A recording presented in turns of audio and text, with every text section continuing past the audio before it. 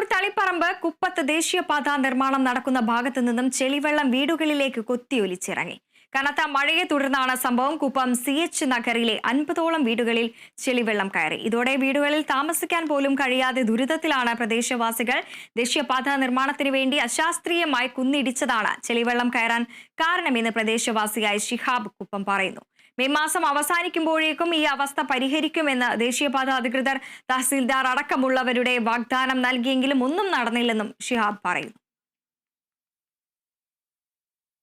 നമ്മളെ അധികാരികളൊക്കെ കണ്ടതിന് ജില്ലാ കളക്ടറൊക്കെ വന്ന് സന്ദർശിച്ച ഒരു പ്രദേശമായിരുന്നു.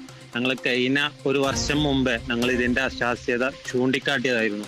എല്ലാം റെഡിയാക്കാം എന്ന് പറഞ്ഞു പോകുന്നതല്ലാണ്ട് ഇതുവരെ രീതിയിലുള്ള ഒരു ഇതും നമുക്ക് ഇതിനു വേണ്ടിയിട്ട് ഇതുവരെ ചെയ്യാൻ അധികാരികൾക്ക് കഴിഞ്ഞിട്ടില്ല.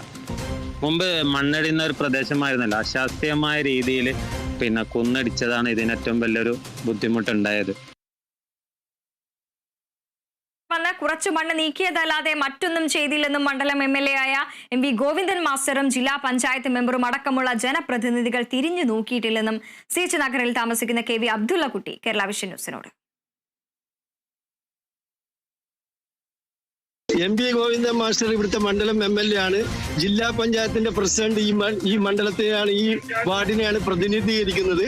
പക്ഷേ അവരൊന്നും ഈ സമയം വരെ ഞങ്ങളെ വന്ന് കാണുവാനോ ഞങ്ങളുടെ ദുഃഖത്തിൽ പങ്കുചേരുവാനോ അല്ലെങ്കിൽ അന്വേഷിക്കുവാനോ ഇതുവരെ തയ്യാറായില്ല എന്നതാണ് യാഥാർത്ഥ്യം.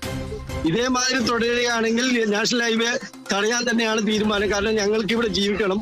19 വീടുകളിൽ വെള്ളം കയറിയിട്ടുള്ളത്.